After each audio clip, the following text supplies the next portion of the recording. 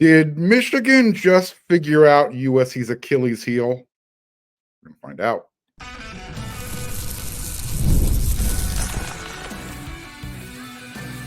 You are Locked On Trojans, your daily podcast on the USC Trojans. Part of the Locked On Podcast Network, your team every day.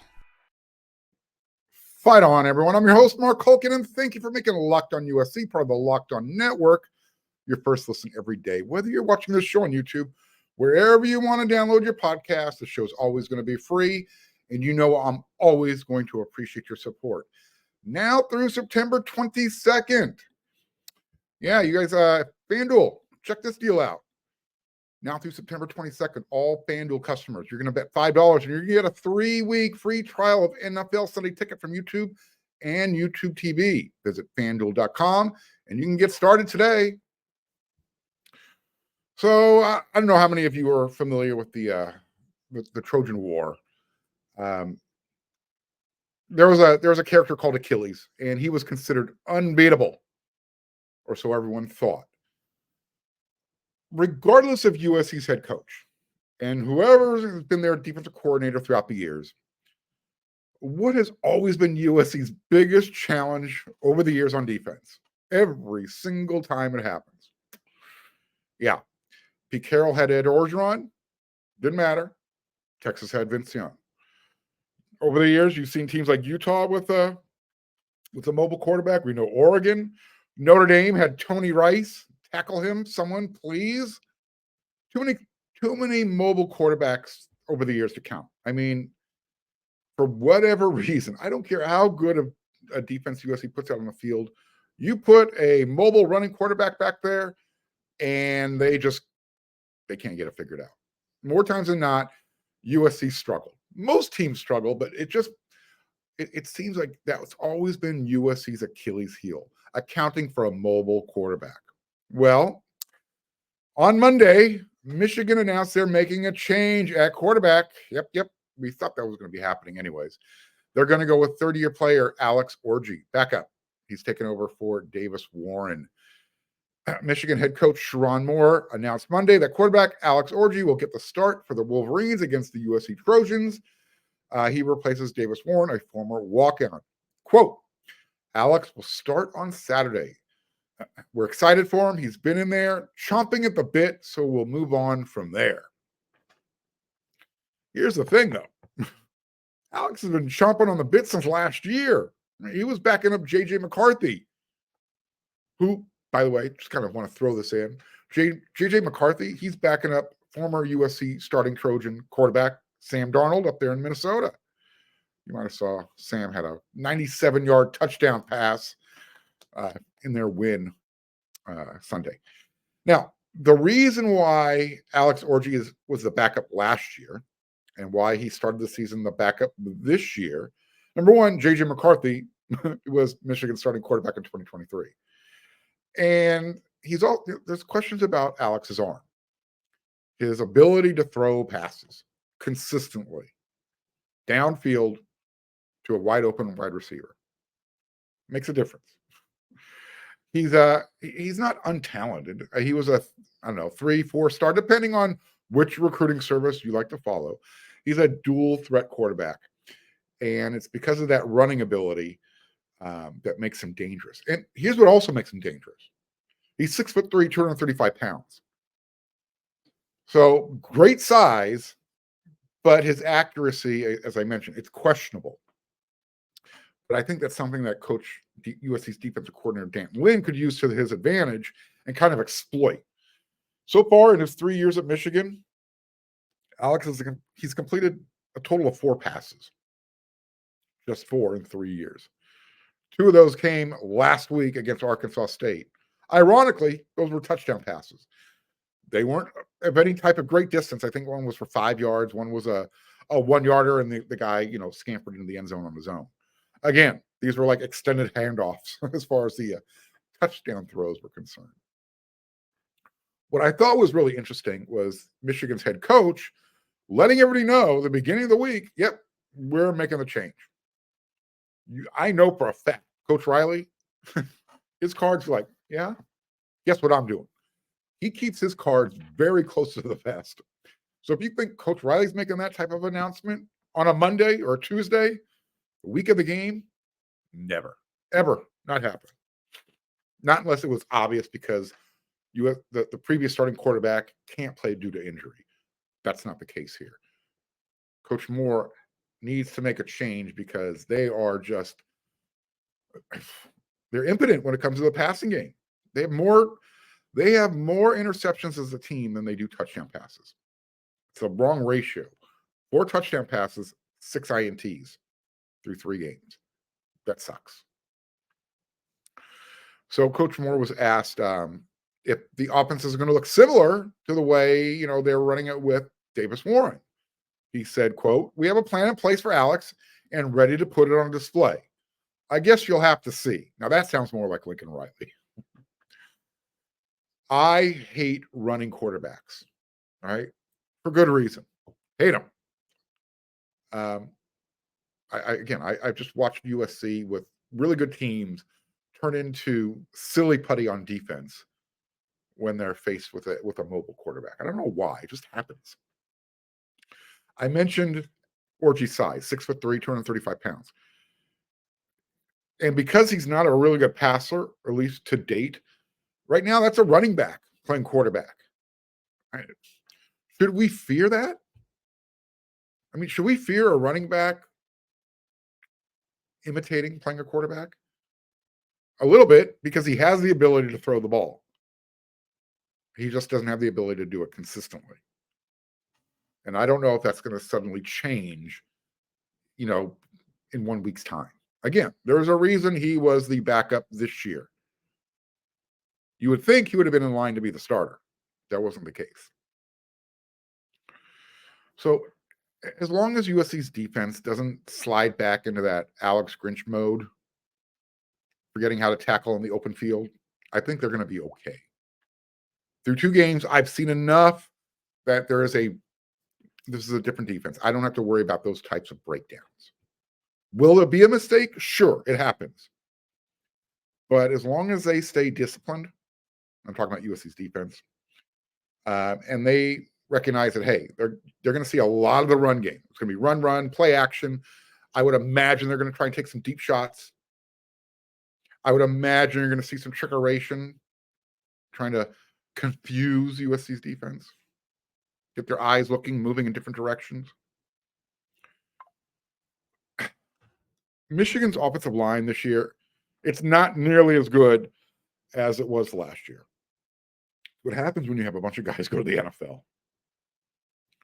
Conversely, though, USC's defensive line, their depth, pretty darn good. And that could be to their advantage. They have to stop Michigan's run game, right? If they can do that, if you can force Michigan into 2nd and 3rd down and long, you are playing right into Antonlynn's hands, right into him. I like USC's chances. If USC can, again, Michigan's going to run the ball. The thing is, you want to limit their run game. Limit them to 150 yards. Last week, 300 yards against Arkansas State. If USC can hold them to 150 or less, I really like USC's chances. Vegas apparently does. Remember, when this game was, before the season started, Michigan was a touchdown favorite. 8 points, 8.5 points. Today, less than a week before kickoff, the pendulum has swung. USC is 6.5, 6 points. They're a touchdown favorite. That's significant. That is a significant move. And based on the way the money's moving right now, it doesn't look like everybody's saying, yeah, you know what, that's too many points for USC. Let's put the money on Michigan. So far, the action is all on USC. How about, hey, if you want to get in on the action, you want to help out USC players specifically, you want to get in on the NIL action, check this out.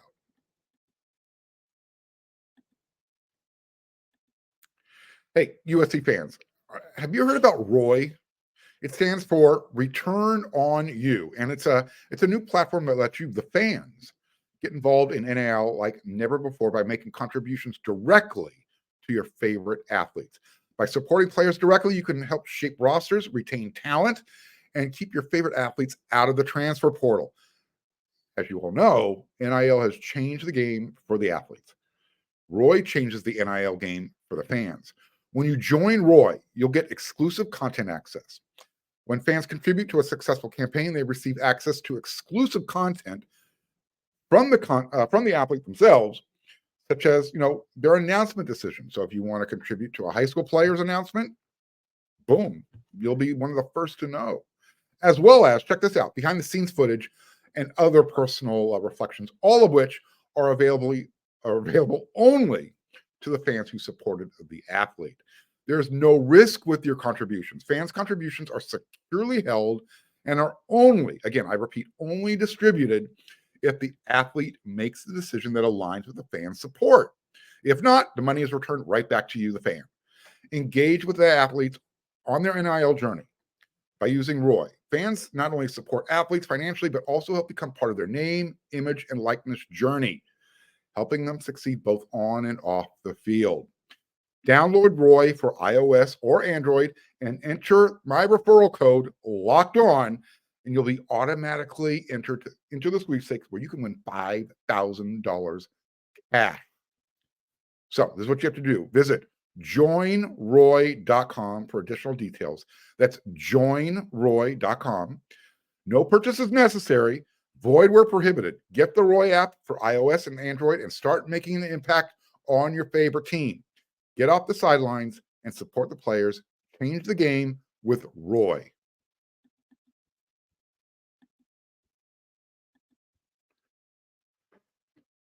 So, who do you think is going to be a star for USC in this game? Let's just talk on the offensive side of the ball. If you were to pick an MVP, who are you going with? You're always going to start with the quarterback, and that's who I'm going to start with. I think Miller Moss in this game, he's going to go for 300 yards. I think he is going to have a big game against Michigan. Look, Lincoln Riley has the advantage at the quarterback position. Number one, you got Lincoln Riley, who's calling plays and just has a way with quarterbacks. Secondly, Coach Sharon Moore over at Michigan, he's trying to game plan with a new quarterback with questionable passing ability. So Moss, look, as I said, he plays for Lincoln Riley. He's got a bunch of guys on the outside that you can spread out that Michigan defense. That is advantageous. We know Michigan wants to stop the run game. That's where their bread is buttered. That's their meat and potatoes. That's who they are. During that Monday presser with Michigan's head coach, he had really high praise for Miller Moss. He said, he's accurate, he takes care of the football, and he plays well within the system. And oh, by the way, he's a really good football player. Now, since we know that both teams want to stop the run, and we know that's what Michigan is going to try and do, because if they can't stop the run, Miller's going to have a field day. USC's offense is going to have a field day. But even if Michigan is successful, keep limiting USC's running game. Because Miller has the ability to throw the ball, unlike Alex Orji from Michigan, and because Lincoln Riley can still spread out that Michigan defense by going 3-4 wide, including with the tight end. All of a sudden now, you got Deuce, you got Mackay, you got Jacoby, you got Zachariah, you got Kyron Hudson, you got Kyle Ford. I mentioned the tight end, Lake McRee, Cade Eldridge, Walker Lyons, Joey Olson. Oh, by the way, Walter Matthews is healthy now. There's a lot of tools in Miller Moss's tool bag. But again, when you spread Michigan out, okay, you're now opening up more field, more area for these wide receivers just to kind of find some open field, open grass. And all of a sudden, yeah, you've got Miller Moss kind of dinking and not so much dinking and dunking, but he doesn't have to have big plays to get to 300 yards. You use that intermediate, use that short passing game. But the thing is, Zachariah needs to be a part of that. Coach Moore knows that Zachariah needs to be a part of that. He knows he's an explosive, that dude, put the ball in his hands, he can make something happen at any given time, including on special teams. But again, because of Miller's ability to make plays downfield, Riley's ability to spread that Michigan defense out, I mean, theoretically, that's going to open up the run game. In theory, you still got Mason Graham, you still got Kenneth Grant, you still got a couple of good edge rushers over there at Michigan, Derek Moore and what's his name, Josiah Stewart. I know USC wanted him out of the transfer portal last year. Anyways, Michigan still has a really good defense. But I think you're going to get 300 yards in the air, and you're going to get 140, 150 yards on the ground from USC. And as long as USC doesn't turn the ball over, they're going to score. Here's why I think Miller is going to go for 300. Okay, in his first career start last week in the Coliseum, he had 229 yards. He didn't play in the fourth quarter, but he was pretty good, 21-30. Don't forget he had a couple of drop touchdowns. So far through 2 games, he's 48 of 66, 607 yards. That averages to 300 per game. He had a really big game against LSU. Again, LSU was able to shut down USC's running game. USC was effective enough in the run that it allowed their passing game to do what was necessary. So I think Miller goes for 300. He's going to get 3 touchdowns. He's not going to get those touchdown drops like he had from Kyron against LSU. I mentioned the 2 against Utah State. Can't have that anymore. Not against Michigan. You cannot, when you get those types of opportunities, you cannot screw up. Sorry, you just can't. As I mentioned, Miller does not need big plays to get to 300 yards. He is more than willing to use that short passing game, that intermediate passing game. Death by 1,000 slices. Put the ball in your receiver's hands. Let them do the heavy lifting. Let Zachariah get open out there in the flat, make people miss. Let Jacoby use his jumping ability. Let Deuce use his size and speed to run some slants. And we know what Lake McCree is capable of doing. We know the running backs can catch the ball out of the backfield. That's what he did against LSU. He used everybody. And I have a feeling he's going to be using everybody in this game as well. No turnovers by Miller. Play smart. And that's his strength. He makes smart decisions. He gets rid of the ball quickly. Don't forget, I can't remember the exact stat, but he's getting rid of the ball within 2 seconds. The dude does not take his time. Once he knows the play, he makes a decision, boom, he goes. That stresses out defenses. When you don't have time to get to the quarterback, that's difficult. That wears down defensive lines. They're working all that hard. They're working, trying to get to the quarterback. And when they get there, he doesn't have the ball. That'll be key. Can USC's offensive line keep Mason Graham at bay? Can they keep Kenneth Grant off of Miller Moss? Can they contain those 2 edge rushers? If they do that defensive line for Michigan, they're going to get worn down. They do not have the depth. They do not have the numbers like USC has. I know, crazy to think, but it's the truth. Michigan lost a lot of players to the NFL. They still got quality guys. Don't get me wrong. I just don't know if it's the same quality that Michigan and their fans have been accustomed to for these last couple of years. We're going to find out on Saturday when USC shows up. USC's bigger. They're stronger. Even Michigan's coach recognizes, hey, that team looks like they're ready for the big conference now. They don't look like the teams we saw the last couple of years. So if Michigan recognizes it, we know USC recognizes it. Their fans recognize it. Been touting it all offseason through these first 2 games. USC will be just fine as long as their offensive line holds their own. Play exactly like they did against Utah State and against LSU. Minimize the penalty. Stay disciplined. You win that battle against Michigan's defensive line, their linebackers.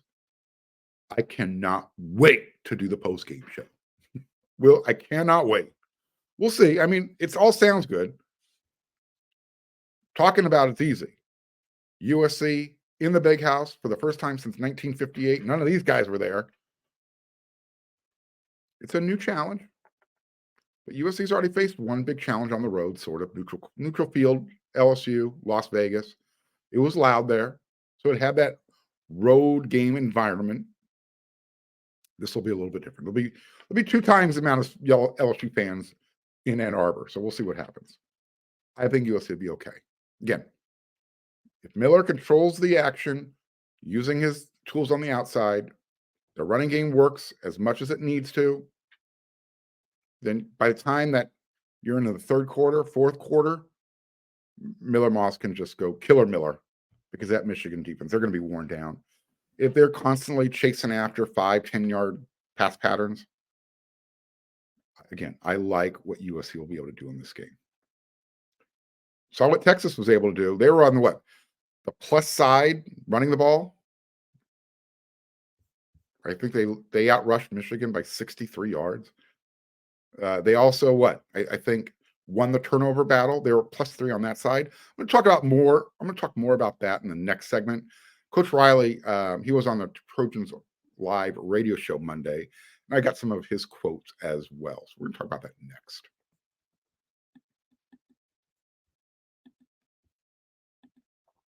You heard me talk about FanDuel a lot. They're America's #1 sportsbook. Well, got something a little different for you right now. Now through September 22nd, all FanDuel customers, if you can bet $5, you can get 3 weeks free of NFL Sunday Ticket from YouTube and YouTube TV. Then with a YouTube TV base plan, you'll be able to watch every regular season Sunday afternoon out-of-market game. All you need is a Google account and a current form of payment, and you can even cancel anytime you want. Just visit FanDuel.com/locked-on to download America's #1 sportsbook.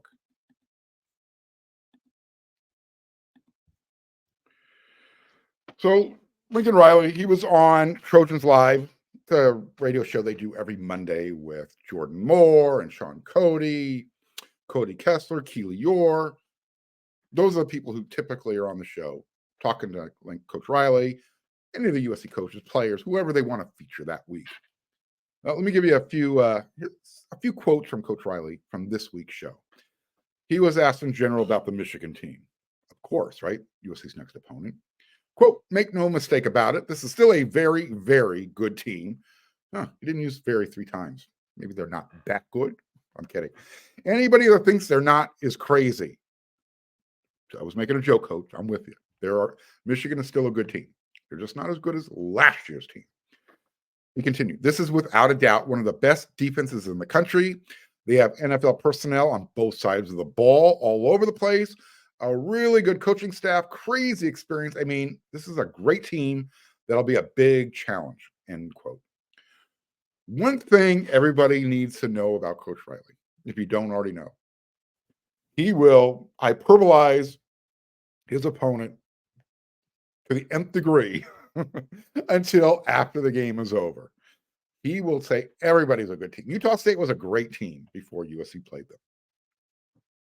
Just like me. And that's called coach speak. It is what it is. But it's true. Michigan still has a very, very good defense. In fact, let me reemphasize that. A very, very, very good defense. My everydayers are saying, Mark, what is this 3 thing? Around here, if I say something 3 times, I do it for emphasis.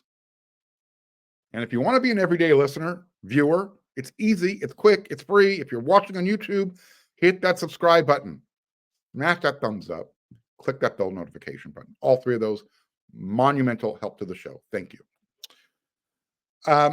He was also asked what would be, is there a key stat, or is there a particular play that would be key to winning this game?